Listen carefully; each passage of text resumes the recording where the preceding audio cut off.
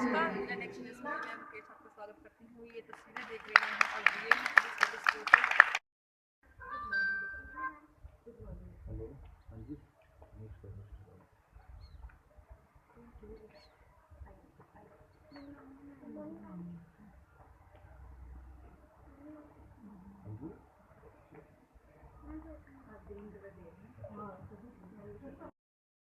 लेकिन उनको ऐसा मिल नहीं रहा था कुछ भी, क्योंकि वो बुक पढ़ने के लिए 500 कुछ पेजेस थे जो कि वो पढ़ नहीं पा रहे थे इतनी जल्दी जल्दी।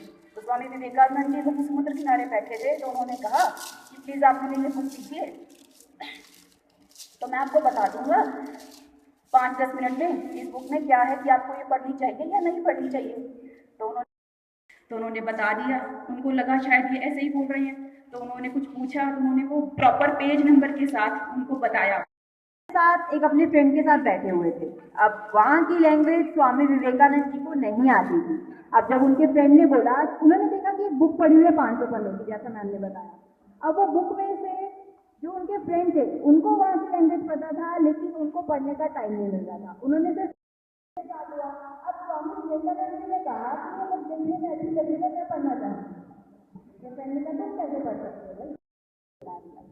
वही वो वक्त था जब उनका फ्रेंड उनके सामने बहुत ज्यादा कोई भगवान जी या कोई ईश्वर के रूप से नहीं, वो कहते हैं कि ये विद्या, ये कला उन्हें एकाग्रता से मिली है। एकाग्रता एक ऐसी चीज है जिससे हम अपने लक्ष्य को बेहद आसानी से प्राप्त कर सकते हैं।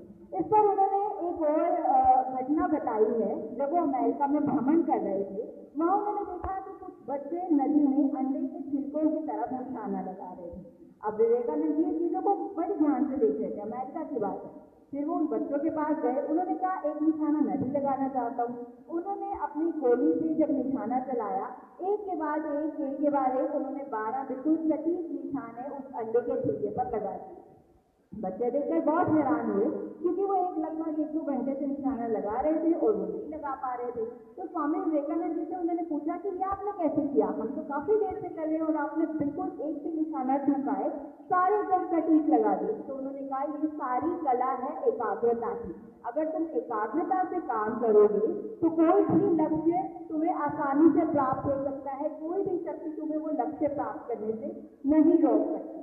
ऐसे ही कुछ लक्ष्य हैं, ऐसे ही कुछ घटनाएं हैं जो स्वामी विवेकानंद जी के साथ बीती हैं और उन्होंने उनसे हमें ज्ञान दिया।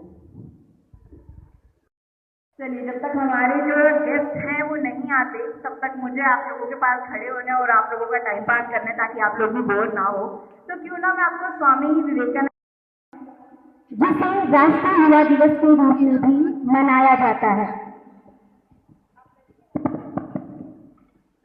Now I request our respected principal ma'am and our guests to come on the stage and read from the aromatic flowers to the portrait of Swami Vivekananda ji and enlighten the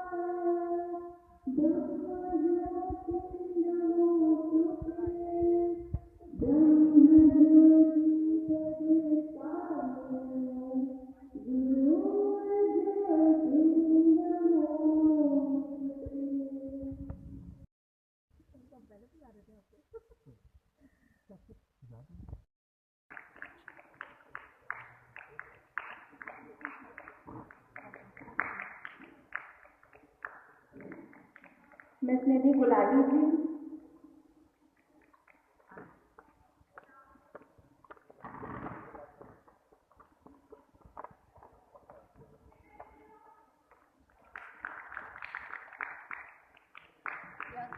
miss Priyanka Jaspal ji, president of PDP Bharat Vikas परिषद।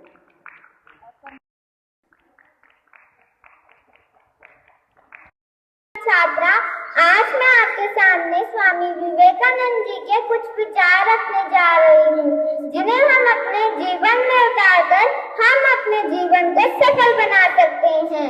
उनका विचार है कि यदि तुम खुद को कमजोर सोचोगे तो तुम कमजोर हो जाओगे, और यदि तुम खुद को ताकतवर सोचोगे तो तुम ताकतवर हो जाओगे। इसलिए उनका कहना है, उठो, जागो और तब तक मत रुको जब तक तुम अपना लक्ष्य प्राप्त नहीं कर लेते। धन्यवाद। मेरा नाम खुशी है। मैं DV police public school police line Karnal में 9वीं कक्षा की छात्रा आज आप सभी के समक्ष स्वामी विवेकानंद जयंती के शुभ अवसर पर अपने विचार प्रकट करने जा रही हूँ।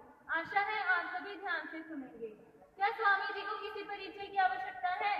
नहीं, स्वामी जी को किसी परिचय की आवश्यकता तो नहीं, परंतु उनके द्वारा किए गए महान कार्यों का यहाँ जिक्र करना अति आवश्यक है। स्वामी जी का जन्म 12 जनवरी 1863 को हुआ था व उनकी मृत्यु 1902 में हुई थी। वे श्री रामकृष्ण परमहंस जी के महान भक्त थे। उनके जन्म के समय उनका नाम नरेंद्र नाथ दत्ता रखा गया, परंतु रामकृष्ण जी की मृत्यु के बाद उन्होंने नरेंद्र नाथ से अपना नाम बदलकर स्वामी विवेकानंद कर दिया। उन्होंने रामकृष्ण मिशन की शुरुआत की व बोरा नगर मठ में अपने मित्रों के साथ वास करने लगे।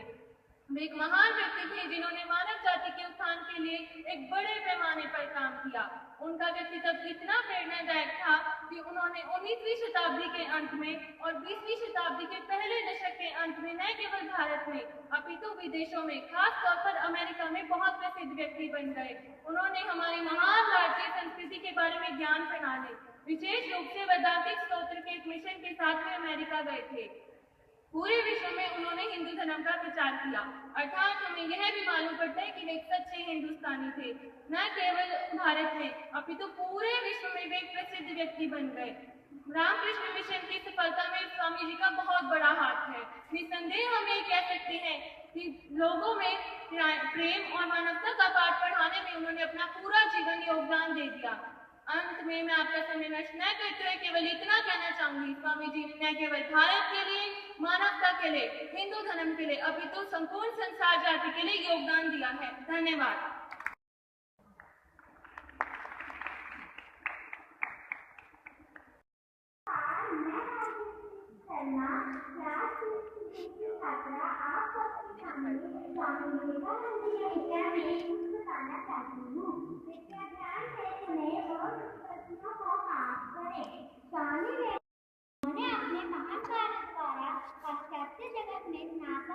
एवं वेदों के ज्ञान का प्रचार किया और विश्व भर के लोगों को अमन तथा भाईचारे का संदेश दिया।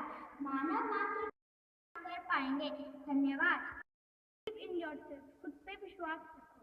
एंड तीसरा, be the man of your word. जितना हो सके उनसे काम, उतनी खोलो जुबान, जितना हो सके तुमसे काम। धन्यवाद। मेरा नाम दिव्यम है। मैं कक्षा 4वीं का छात्र हूँ। आज मैं आप सबके सामने स्वामी विवेकानंद जी के कुछ विचार प्रस्तुत करना चाहता हूँ। किसी की बुराई ना करें, मदद के लिए हाथ बढ़ा सकते हैं तो ज़रूर बढ़ाएं। अगर यह मुमकिन ना हो तो हाथ जोड़ लें। धन्यवाद। विवेकानंद जयंती की और तब तक ना रुको जब तक लक्ष्य आपको प्राप्त ना हो जाए। दिल और दिमाग के टकराव में हमेशा दिल की सुनो। सिर्फ वही जीते हैं जो दूसरों के लिए जीते हैं। हम वो हैं जो हमें हमारी सोच ने बनाया है। इसलिए ध्यान रखें कि आप क्या सोचते हैं। तुम फुटबॉल के जरिए स्वर्ग के ज्यादा निकट होंगे बजाय गीता का अध्ययन करने के। सबसे बड़ा धर्म है अपने स्वभाव के प्रति सच्चा होना। स्वयं पर विश्वास करो। आपका दिन शुभ रहे। नमस्कार। 9वीं कक्षा का छात्र हूँ। आज मैं आपके सामने स्वामी विवेकानंद जी के कुछ विचार प्रकट करना चाहता हूँ। उनके विचारों में शिक्षा का प्रसार देश के कारखानों, खेल के मैदानों और खेतों, यहाँ तक कि देश के हर घर में होना चाहिए। यदि बच्चे स्कूल नहीं जा पा रहे हैं तो शिक्षकों को उन तक पहुँचना चाहिए। स्वामी विवेकानंद जी कहते हैं कि जब तक जीना है तब तक सीखना है, अनुभव ही सबसे श्रेष्ठ शिक्षक है। धन्यवाद। आप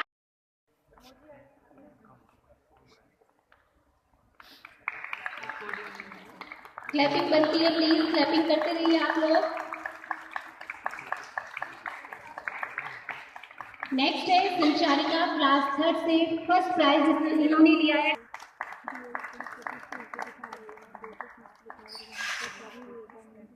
नेक्स्ट है हिमांशी क्लास 4 से। Himanshi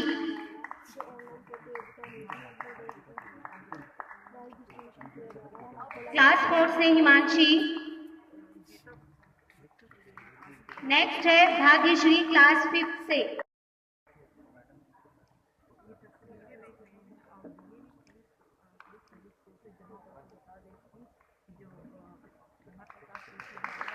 next Bhagyashree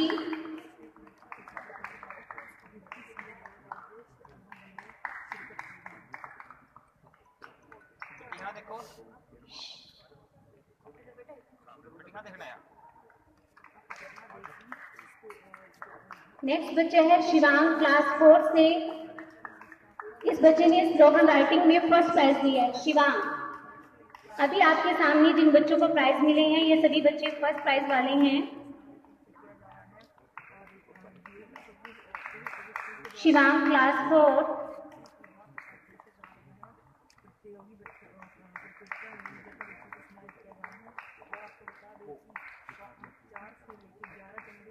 second position में है कविश क्लास 1 से। कविश।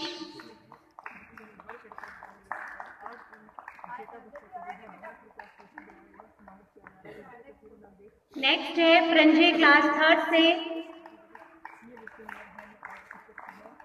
तनु क्लास 4 से।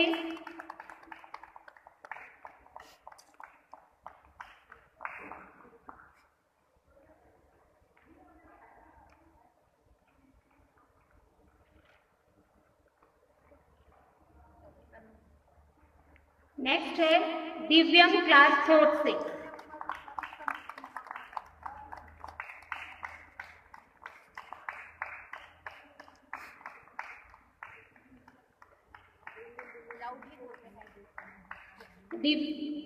ये कविश की मदर है दिव्यम। दिव्यम है क्लास 4 से। सेकंड प्राइज लिया है बच्चे ने डायलॉग डिलीवरी में।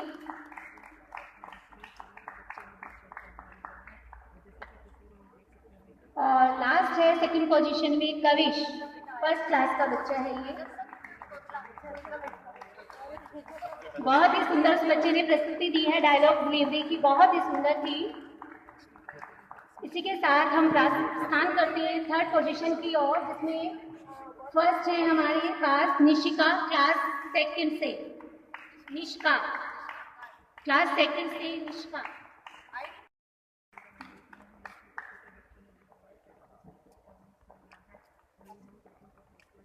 नेक्स्ट अभिजीत क्लास 5 से है ये बच्चा। अभिजीत।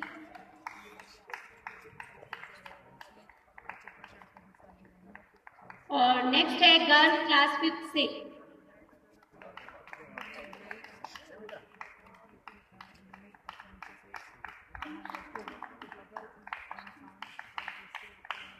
अब हमारे सामने आ रही है निष्का क्लास 2 से। ये सभी बच्चे थर्ड प्राइज इन बच्चों ने गेन किया है ऑनलाइन प्रतियोगिता के माध्यम से। जोरदार क्लैपिंग कीजिए इन विजेताओं के लिए।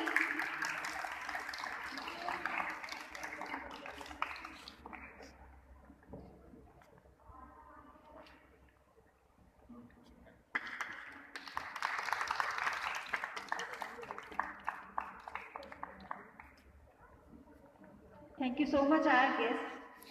Please have your respective seats. करता है और बच्चे आगे बड़े होकर आगे भी वो कंपटीशन में हिस्सा लेके कुछ बनने की उनके अंदर इच्छा ज़्यादा रहती है। आज भारत विकास परिषद की हमारी अध्यक्षा श्रीमती प्रियंका काटपाल जी, उनके साथ गौरव जी, प्रमोद नागपाल जी और उनकी सारी टीम, उनको भी मैं आज बधाई देता हूं कि वो लोग, उनका जो ग्रुप है, उनका भारत विकास परिषद है, वो समय समय पर शहर में धार्मिक और सामाजिक कार्य करते रहते हैं। बहुत सारे धार्मिक और सामाजिक कार्य जैसे गरीबों को कंबल बांटना या ऐसे ऐसे स्कूलों में आकर प्राइज डिस्ट्रीब्यूट करना और गरीबों की मदद करना। पीछे कोविड में भी इन्होंने बहुत सहायता की है, राशन वगैरह भी बहुत बांटा। ये संस्था भी समय समय पर आया। बहुत अच्छा लगा कि हमारे बच्चों को हमारे जो समाज के पूर्व में समाज के समाज सुधारक जिन्होंने समाज को चलाया है, एक नाम दिया है, उनके बारे में उनको मालूम है। इसके लिए भी मैं स्कूल का और सभी बच्चों का भी धन्यवाद करता हूँ। उनकी जीवनी के बारे में बहुत कुछ बताया, बहुत अच्छा लगा।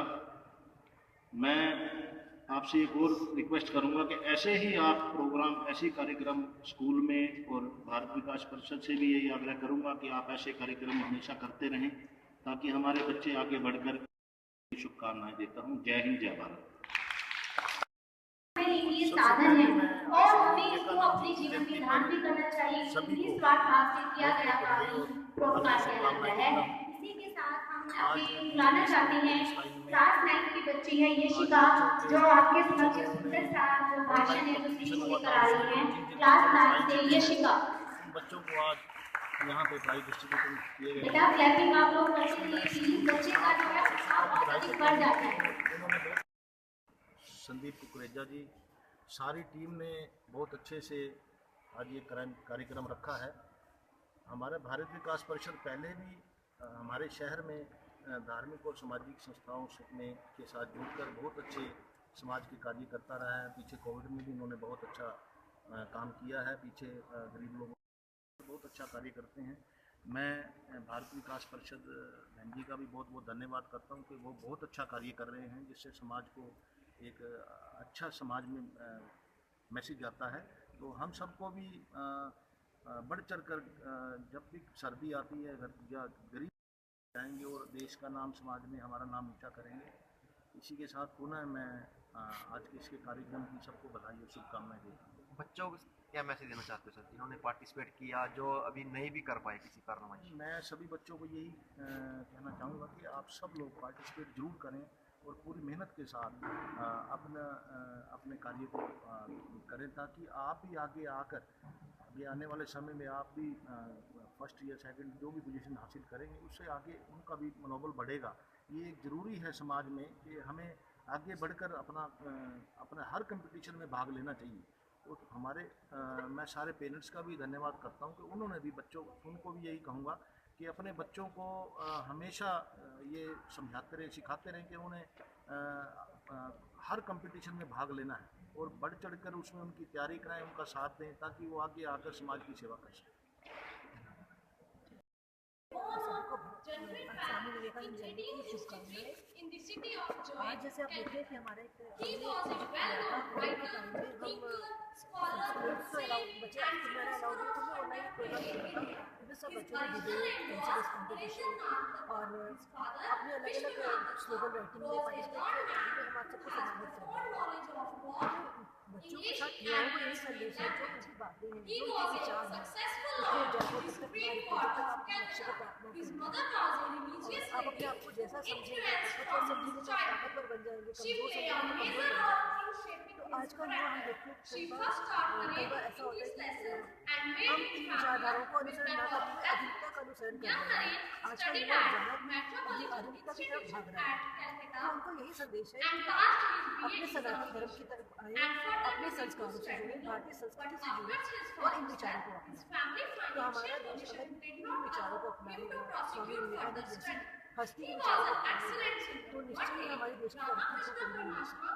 विवेकानंद जी की जीवनी के बारे में आप कोई एक बात बताना चाहते हो जो हम युवाओं को नहीं पता, उसके बारे में कुछ अलग से कोई चीज़? स्वामी विवेकानंद जी वैसे तो बहुत सी बातें हैं जो हम सब जानते भी हैं। उनकी एक बात जो मुझे याद आती है कि जब वो अमेरिका में गए थे, उनके कई सम्मेलन अमेरिका में शिकागो में चल रहे थे, तो एक बार एक महिला ने उनसे कहा कि मैं आपसे विवाह करना चाहती हूँ, मैं चाहती हूँ कि मेरा कुछ आप जैसा हो। तो विवेकानंद जी ने कहा कि देखिए, मैं विवाह तो नहीं कर सकता, अगर आपको मेरा जैसा पुत्र चाहिए तो आप मुझे अपना पुत्र बनाइए, तो आपकी इच्छा भी पूरी हो जाएगी और मेरा भी धर्म रह जाएगा। तो ये एक बहुत बड़ी बात है, नारी का सम्मान करना, जो आज के समय में बहुत आवश्यक है। अगर युवा आज हमें एक संदेश देने की बहुत ज़्यादा ज़रूरत है, जो युवा नारी का सम्मान करना सीखें। ये ज़रूरी ऐसा नहीं है कि आप कुछ गलत ढंग से ही जाके आप अपना, जैसे उन्होंने कहा कि आप मुझे अपना पुत्र बना लीजिए, तो नारी का सम्मान करना सीखना बहुत जरूरी है। महिलाओं का सम्मान होगा जहाँ कहा जाता है नारी मुझे अंते रमते करके देवता। हमारी भारतीय संस्कृति सनातन धर्म में यही सिखाता है नारी का सम्मान। तो युवाओं को ये संदेश दूंगी कि आप उनके विचारों को ऑटोमेटिकली चेंज हो सकती है। तो हम अपने बच्चों को भी यही सिखाते हैं कि हमेशा think out of the box. हमें ये नहीं करना कि जो सब कर रहे हैं वो हमें करना है, क्यों ना हम कुछ नया करें।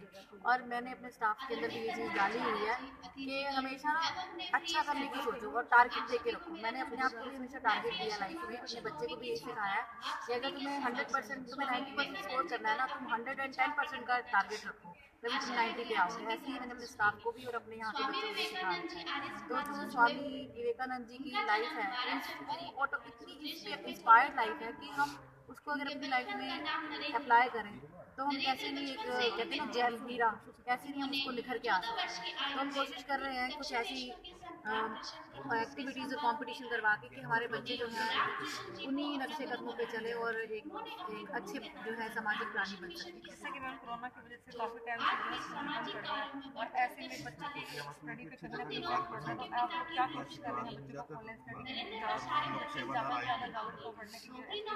सबसे पहले तो मैं ये बताना चाहूँगी कि कोरोना की वैक्सीन तो आ जाएगी, मगर जो ये शिक्षा का लॉस हुआ है, एजुकेशन का लॉस हुआ है, इसकी वैक्सीन तो शायद नहीं आएगी।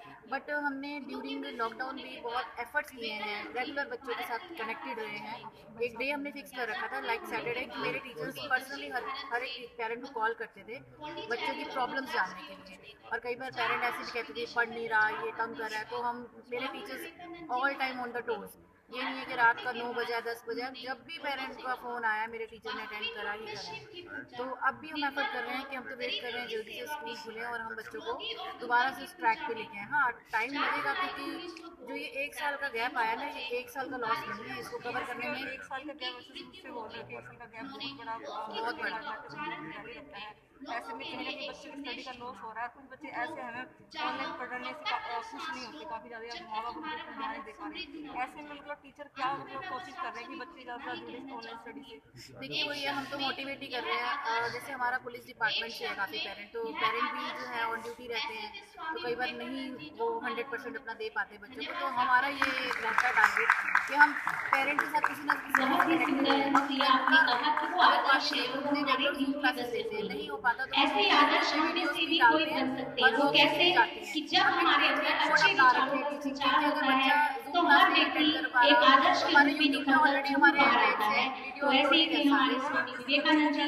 इसी के साथ जो नेक्स्ट बच्चे आपके समक्ष आ रही है वह है निहारिका क्लास 6 से। कैप्टन कीजिए निहारिका के लिए क्लास 6। और पेरेंट्स कहीं ना कहीं ईजी हो गए हैं कि चलो सोया हम तंग नहीं करना, मतलब बड़ी अगर हमारा स्कूल ही हम ऑनलाइन एजुकेशन देते रहते हैं, पेरेंट कोऑपरेट ना करते तो पेरेंट ने बहुत कोऑपरेट किया है। बट अब जो टाइम आ गया ना, स्कूल खुलने वाले हैं और दोबारा से बच्चों को ट्रैक पे लाने के लिए अभी भी टाइम टेबल बनाना ज़रूरी है। अर्ली मॉर्निंग उनको उठाएं।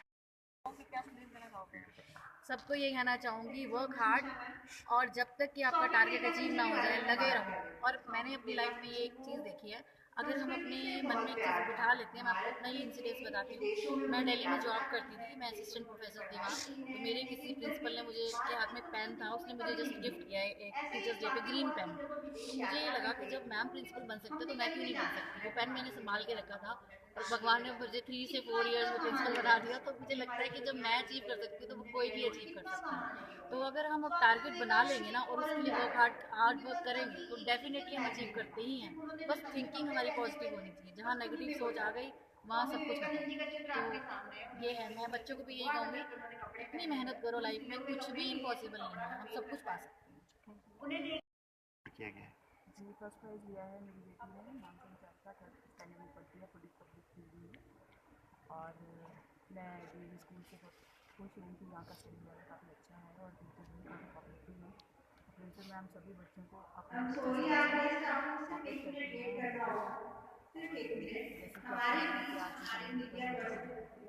तो जैसे अपनी माँ भारत माँ को अपनी माँ मानते हैं, वैसे ही हमें सबको उनके आदर्शों का पालन करते हुए अपने मैम अगर ऑफलाइन कंपटीशन होता है तो उसमें तो सारा रोल है जो टीचर्स का ही होता है, लेकिन अब ऑनलाइन हुआ तो सारा बर्डन पेरेंट्स पे कहीं ना कहीं आ गया। हाँ तो अच्छी बात है ना, पेरेंट भी साथ में पार्टिसिपेट करेंगे, पेरेंट्स का भी जो उनकी बचपन में चीज़ें रह गई हैं तो एक अच्छा टाइम है हम सब के पास में, हम भी वो बाहर निकाल सकते हैं अपने अंदर से। जहाँ पर आपसे कहीं छूट गया था सब कुछ ये देखिए मेरी इंडिविजुअल बात करूँ, मेरे से तो कुछ नहीं छूटा था, मैं स्टेज पे ही हाँ जो और पेरेंट्स है हाँ बाकी सब पेरेंट्स के लिए और हमारे लिए भी जो इतने सालों से घर में बंद थे तो हमने भी बहुत अच्छा बात एंजॉय भी किया साथ में। क्या नाम है आपका? डॉक्टर नथी का प्रभाव। Thank you.